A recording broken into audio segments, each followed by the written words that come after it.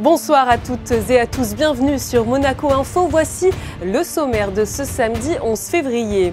Noah Wyle, l'acteur américain très populaire pour son rôle du Dr Carter dans la série Urgence, est en ce moment même à Monaco. Il est venu soutenir l'association Pink Ribbon lors de sa vente aux enchères et ainsi lutter contre le cancer du sein. Rencontre dans ce journal. Direction ensuite le port Hercule pour découvrir le travail des plongeurs de la société d'exploitation des ports de Monaco. Ils ont nettoyé et débarrassé la zone des déchets nuisibles pour l'environnement. Le Monaco Run et ses diverses courses se déroulent ce week-end en principauté. Pour les sportifs ou les non-sportifs, bien s'alimenter avant une compétition est primordial. Tristan Boetti, spécialiste en nutrition sportive, va nous dévoiler les bons réflexes à avoir dans quelques instants. Et puis pour finir, on vous parlera d'amour avec la Saint-Valentin qui arrive très prochainement. Alors si vous n'avez pas d'idée cadeau pour cette année, ne ratez pas notre reportage. Mais avant ça, nous débutons cette édition avec un mot de sport. Ce vendredi soir, la Roca Team recevait à Gaston Médecin Lyon-Villeurbanne pour la 23e journée d'Euroleague. Une rencontre marquée par le retour en principauté de l'ancien capitaine rouge et blanc Dibost. Et comme lors des 3 précédents duels entre les deux équipes, c'est Monaco qui en est sorti vainqueur. Résumé de la rencontre avec Yannick Debever et Olivier Bonello. C'était un retour très attendu. Dibost, 4 saisons sous le maillot rouge et blanc et capitaine d'une Roca Team victorieuse de l'Eurocup en 2021 retrouvée une salle Gaston Médecin prête à l'applaudir chaleureusement. Juste avant le coup d'envoi, c'est Oleksiy Yefimov, le manager général de la Roca Team, qui a remis à son ancien joueur un poster du sacre en Eurocup sous l'ovation du public. Yeah, once I signed with Asvel, it was one of the games I was waiting for because I played here and I called it home, so I was excited. The new arena is nice. I can tell they rebuilt it, so it's looking good. First thing was the Euro Cup that we won, so that was the first thing. It was good. I like it. It's the best picture. It was good. It felt good to be back, so I hope to see them more later in the year too. Côté terrain, la fête s'est poursuivie pour les fans de la Roca Team. Dès les premières minutes, les Monégasques prennent le contrôle du match en imposant un gros rythme. La défense villeurbannaise n'arrive pas à suivre et est en plus pénalisée par 2 fautes très rapides de la tour de contrôle Youssouf Affal. Monaco impose son physique. Quel rebond incroyable d'Anteo. Monaco se régale. Oh, la contre-attaque. Et Monaco ne laisse rien passer. Oh. Et le contre. Rien ne semble inquiéter des Roca Boys bien au-dessus de leurs adversaires. Rien sauf peut-être eux-mêmes. À plus 13 dans le 3e quart-temps, les hommes d'Obradovic se relâchent, perdent le fil et voient des Villeurbanais morts de faim revenir à toute vitesse. Les visiteurs infligent un 11-2 en fin de période pour revenir à 4 points seulement avec encore 10 minutes à jouer. Dans ce Money Time, Monaco va très vite reprendre le contrôle pour ne pas laisser leurs adversaires prendre feu. L'effort collectif de la Roca Team lui permet donc de retrouver ses 13 points d'avance à 2 minutes de la fin sur ce panier décisif d'Eli Okobo. Mike James, maladroit sur la rencontre à 3 sur 11 au tir, assure tout de même le clou du spectacle. Deuxième chance pour Mathieu face à Mike James. Oh, quel match! Il l'a mangé là, il l'a mangé. Ah oui, 2 fois de suite. Il l'a détruit littéralement. Et puis derrière, il le passe comme qui rigole. Oh, la hauteur! Et il marque malgré la hauteur incroyable. Score final 87-75, la Roca Team glane une nouvelle victoire très importante en Euroleague. I feel like we still played under the capacity. We're capable to play way better than we played today. Defensively, we're not doing what we agreed to do. We had 3 days to prepare, and some of the breakdowns that we had, the individual breakdowns, team breakdowns, are unacceptable. After 3-4 days of preparation, you shouldn't be happening. So, players, we as a players have to look more into ourselves individually, and try to prevent it if we want to achieve something great this year, I would say. Le classement, le voilà. Grâce à cette victoire collective conclue avec 6 joueurs à 10 points au plus, Jordan Lloyd en tête avec 16 unités, Monaco s'accroche aux premières positions européennes. Les Rouges et Blancs sont 4e à la faveur d'un match en plus par rapport à Fenerbahçe. Et après cette rencontre européenne, la Rocket Team se déplace ce dimanche à Bourg-en-Bresse pour la 21e journée du championnat de France. Le coup d'envoi sera donné à 15h15, une rencontre à suivre en direct sur France 3. Toujours populaire, je vous le disais en titre pour son rôle du docteur Carter dans la série Urgence, l'acteur Noah Wyle est à Monaco pour soutenir l'initiative Pink Ribbon. Après un dîner de gala ce vendredi soir en faveur de la recherche sur le cancer du sein, il sera aux côtés de l'association ce dimanche pour marcher en soutien aux personnes touchées par la maladie. Bonsoir à vous Noah, merci beaucoup d'être présent avec nous ce soir, on est vraiment ravis de vous recevoir. Thank you for having me. Alors première question, pourquoi vous êtes-vous engagé pour soutenir la lutte contre le cancer du sein? Breast cancer is the most common form of cancer for women, and it's also the most easily detectable. And if detected early, it's also the most preventable. So it's just a good awareness campaign to get involved with to try and get the word out. But also I'm here to support the work of my sister, Natasha Frost-Savio, who organizes the breast cancer charity walk here in Monaco. Et justement, à quoi vont servir les fonds récoltés à cette occasion? I believe it'll go towards research and towards more informational campaigns to get the word out for women, yes. 2 jours plus tard, Noah, le 12 février, donc, aura lieu la Pink Ribbon Walk en marge de la Monaco Run. Une marche à laquelle vous allez aussi participer. Que symbolise-t-elle concrètement pour vous? Solidarity for the most part. You know, we'll try to get as many people out there together to wear their pink and to do the walk and to feel part of a community, a growing community of people who are aware that this is something that everybody should put on their radar for early detection. Durant 5 km à travers la Principauté, les participants célébreront les personnes qui combattent le cancer, celles qui ont perdu la bataille, mais aussi leurs proches. Et c'est également l'occasion, il faut le dire, d'inciter les personnes présentes à faire des examens médicaux en cas de suspicion dans le cancer du sein. Oui. Noah, vous avez incarné dans la série américaine Urgence le personnage central du docteur John Carter. Alors que vous avez raccroché la blouse dans les années 2000, vous avez tenu à militer dans la vraie vie pour l'accès universel aux soins de santé aux États-Unis. Pouvez-vous nous en dire plus? Well, universal health care should be a right available to everybody, not just people with money or with access. So it's something that I felt very strongly about for many years. Emergency rooms in America tend to be the primary source of health care for people without insurance. And right now, emergency rooms are being overrun post-pandemic, and the personnel there are feeling very strained. So I feel it's more important than ever to try and get universal health care passed for everyone. Dernière question pour vous, est-ce que vous connaissiez déjà Monaco et comment vous vous sentez ici? Oh, I've been here many times. I love Monaco, and it's wonderful to be back. Merci à vous, Noah Wyle, d'avoir été avec nous ce soir sur Monaco Info. My pleasure. Thank you.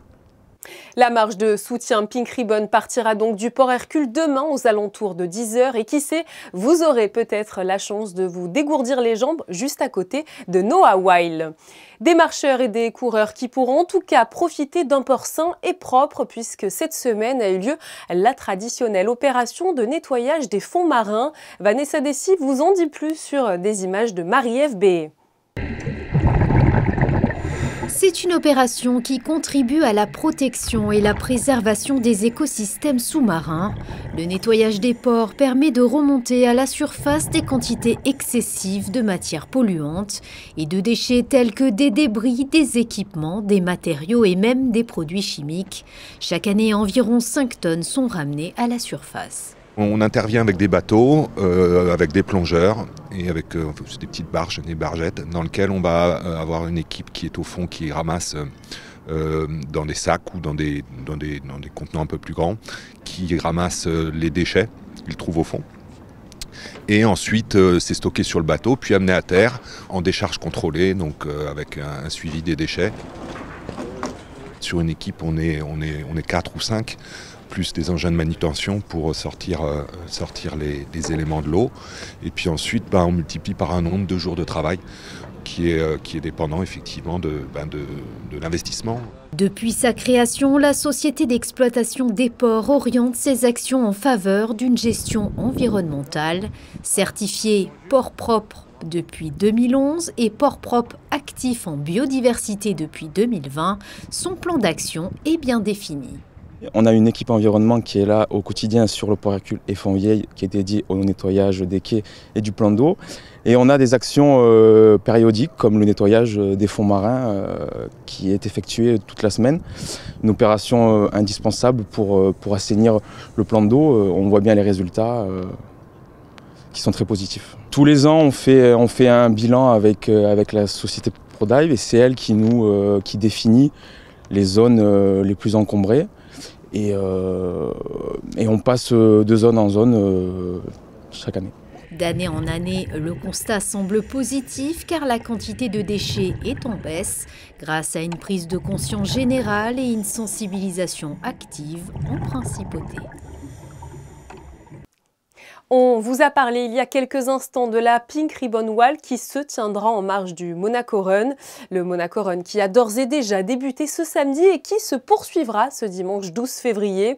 Alors sortez vos plus belles baskets pour les plus courageux d'entre vous qui veulent se surpasser sur le quai Albert Ier. Cette course à pied en principauté propose des parcours à distance variable et pour tous les profils. Mais alors comment se préparer au mieux à ce genre de compétition? Quels sont les aliments à privilégier et ceux à absolument éviter? Tristan Boetier, notre invité, il va nous apporter ses lumières sur la nutrition sportive. Bonsoir à vous. Bonsoir Julia, comment allez-vous? Très bien, merci. Alors Tristan, c'est vrai, on en parle aujourd'hui, mais s'alimenter de la bonne manière peut vraiment avoir un impact considérable sur une course. Bien sûr, on voit des tas de personnes soit abandonnées, soit du coup sous-performées, parce que parfois il y a des personnes qui sont un peu stressées, qui ne mangent pas forcément avant une course, et surtout dans les courses d'endurance, ça se paye parce qu'on va taper dans les réserves, et si on n'a pas de réserve, du coup on va se sentir plutôt mou. On a parlé du jour de la compétition, mais que doit-on manger les jours qui la précèdent justement? Dans la semaine qui arrive, on va garder un régime assez normal pour ne rien perturber, rester dans ses habitudes. Mais en tout cas, dans les 2-3 jours qui arrivent avant la course, on va peut-être diminuer tout ce qui est un peu matière grasse, tout en les gardant parce que c'est très important, mais en les diminuant un peu. Et aussi, comparé à la vie de tous les jours, on va demander peut-être à diminuer les fibres parce que du coup, ça va pouvoir nous alléger et un petit peu améliorer notre digestion, avoir un peu moins de nourriture sur l'estomac et du coup ça pourra améliorer ensuite notre prise en glucides le jour de la course. Vous parlez de fibres, de glucides, est-ce que vous avez quelques exemples concrets à nous donner? Pour ce qui est un repas riche en glucides et pauvre en fibres, ça sera plutôt, on va se diriger vers les pâtes traditionnelles, pas complètes du coup. Il peut avoir du riz, il peut avoir de la pomme de terre. Du coup, un petit repas vraiment avant course, peut-être des pancakes de banane par exemple, qui vont être faits avec de la farine, de la banane, et ça avec peut-être de la confiture ou de miel à votre préférence. Un mot sur l'hydratation, elle est parfois sous-estimée et même parfois certaines personnes, il faut le dire, dans leur quotidien oublient de boire. Est-ce que vous pouvez nous rappeler l'importance de s'hydrater avant, peut-être pendant et surtout après une course? Avant une course, c'est très important de s'hydrater et d'arriver à la course, on appelle ça hydraté. Et du coup, car certaines études ont montré qu'une diminution de 2 à 3% de notre poids corporel en eau peut impacter une performance d'endurance de 10%, donc ce qui est pas moindre. Donc il faut vraiment y faire attention. Ensuite, pendant la course, on peut, à mi-course, prendre un petit peu d'eau si on y est habitué, pas en boire trop parce que sinon ça peut remuer dans l'estomac et avoir un inconfort. Mais par contre, après la course, c'est très important et du coup, boire beaucoup d'eau et aussi comme en faisant du sport, on transpire pas mal, avoir une petite boisson énergisante avec des glucides et aussi des minéraux dedans, comme des électrolytes, que ce soit sodium, potassium. Cela peut beaucoup aider à du coup absorber mieux l'eau et ne pas juste l'éliminer au travers de l'urine. Merci beaucoup à vous Tristan de nous avoir donné toutes ces explications et tous ces conseils pour débuter du bon pied une course comme le Monaco Run. Merci à vous. Après l'effort, le réconfort, mardi prochain, nous célébrerons la Saint-Valentin. Alors pour la petite histoire, Saint-Valentin était un prêtre romain emprisonné. Il serait alors tombé sous le charme de la fille de son geôlier et aurait échangé avec elle des mots d'amour signés « Ton Valentin ». Quant à la date du 14 février, elle aurait été choisie parce que l'on pensait à l'époque que les oiseaux attendaient ce jour-là précisément pour se mettre en couple. Quoi qu'il en soit, dans la culture populaire, le 14 février est devenue la fête des amoureux. Fabien Bonilla, Julien Laugier et Arnaud Humbert vous proposent quelques idées pour vivre et faire vivre une belle Saint-Valentin. Regardez.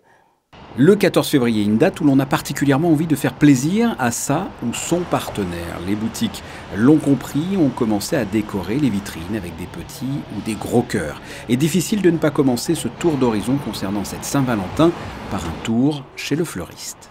Évidemment, l'incontournable, c'est la rose rouge, un individuel ou en bouquet.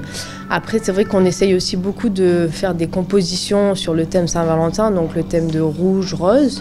Mais la rose restera l'incontournable, quoi qu'il en soit, de la Saint-Valentin. Un beau bouquet de fleurs, c'est bien. Un repas gastronomique, c'est pas mal aussi, avec un exemple au Blue Bay.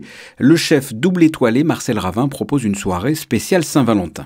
J'ai ramené de mon dernier voyage les Antilles, quelques épices, quelques aromates pour un peu épicer ou voir exciter le palais.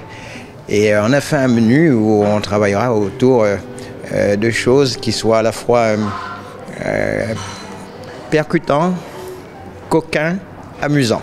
Il faudra débourser la somme de 485 € par personne pour ce repas. Une dernière idée cadeau pour la Saint-Valentin avec pourquoi pas un moment de détente au spa du Monte Carlo Bay. On vous propose le rituel du félicité à deux.